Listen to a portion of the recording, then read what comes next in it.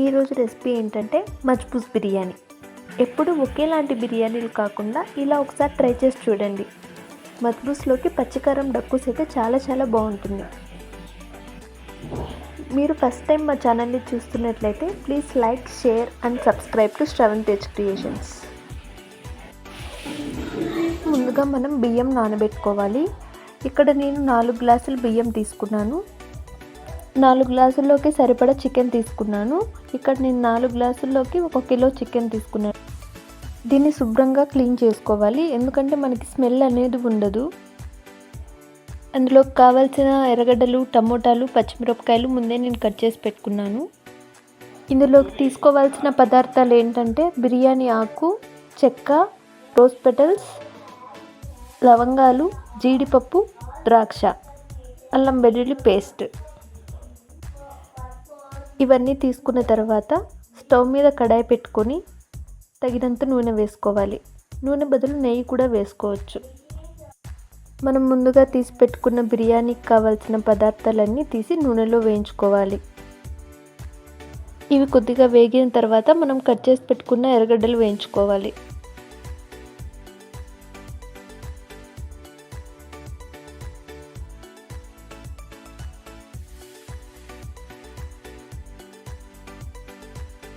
తర్వాత అల్లం వెల్లుల్లి పేస్ట్ వేసి వేయించుకోవాలి.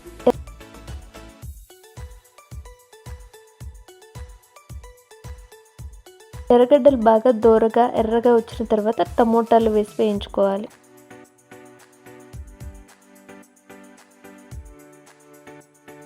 టమోటాలు బాగా మగ్గిన తర్వాత మనం ముందుగా తీసి పెట్టుకున్న చికెన్ తీసుకుని బాగా ఫ్రై చేసుకోవాలి.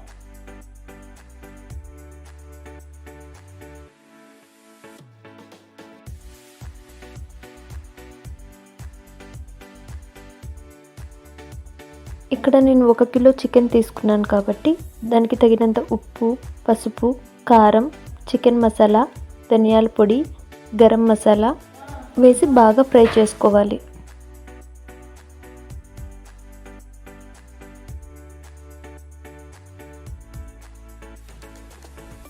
ఈ చికెన్ కొద్దిగా మగ్గిన తర్వాత నేను 4 గ్లాసులు బియ్యం తీసుకున్నాను కాబట్టి 8 గ్లాసులు నీళ్లు వేసుకుంటున్నాను. ఇందులోకి తగినంత ఉప్పు వేసుకొని బాగా ఉడకనివ్వాలి. చూడండి, ఇక్కడ బాగా ఉడికిపోయింది కదా. ఇక్కడ ఏం చేయాలంటే, ఇది మచ్చి పులుసు అన్నం కాబట్టి మనం వేసుకున్న చికెన్ అంతా తీసి పక్కన పెట్టుకోవాలి. అదే చికెన్ బిర్యానీ అనుకోండి, ఇందులోనే మనం బియ్యం కలిపేయచ్చు. ఇది మచ్చి పులుసు అన్నం కాబట్టి మనం వేసుకున్న చికెన్ మసాలా అంతా పక్కన తీసేసుకొని ఇక్కడ ఉన్న నీళ్ళల్లో మాత్రమే మనం బియ్యం వేయాలి.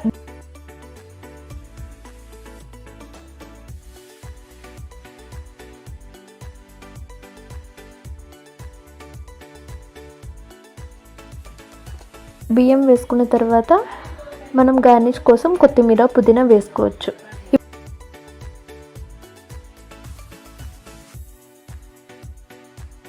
ఇప్పుడు మనం పక్కకు తీసి పెట్టుకున్న చికెన్ ఏం చేయాలంటే దానికి బాగా మసాలా పట్టించాలి.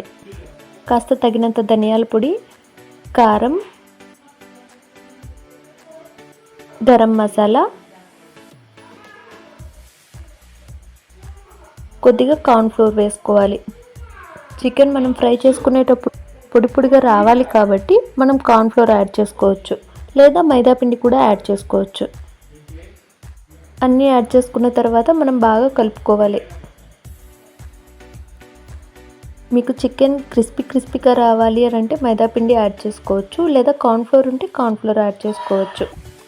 చికెన్ చూడడానికి బాగా ఎర్రగా కనపడాలి అనుకుంటే మీరు కలర్ యాడ్ చేసుకోవచ్చు.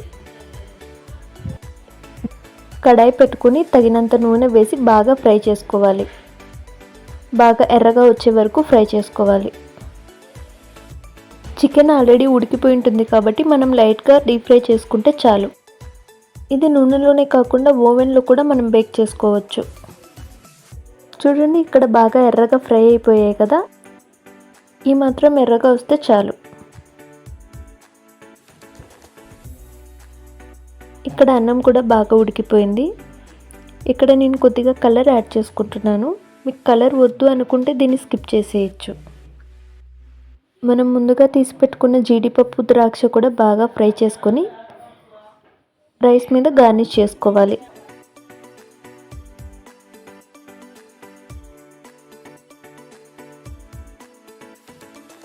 మనం ఫ్రై చేసుకున్న చికెన్ పీసెస్ని రైస్ మీద గార్నిష్ చేసుకుంటే మజ్బూస్ బిర్యానీ రెడీ అయిపోయినట్టే. ఈ మజ్బూస్ బిర్యానీలోకి పచ్చికారం డక్కూస్ అయితే భలే ఉంటుంది.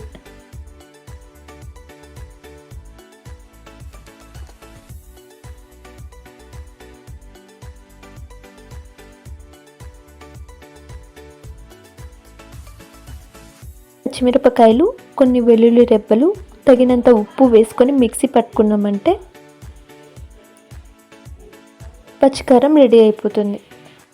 టమోటాలు, పచ్చిమిరపకాయలు, వెల్లుల్లి రెబ్బలు, తగినంత ఉప్పు వేసుకొని బాగా మిక్సీ పట్టుకున్న తర్వాత స్టవ్ మీద ప్యాన్ పెట్టి ఆయిల్లో బాగా డీప్ ఫ్రై చేసామంటే డక్కూస్ కూడా రెడీ అయిపోతుంది.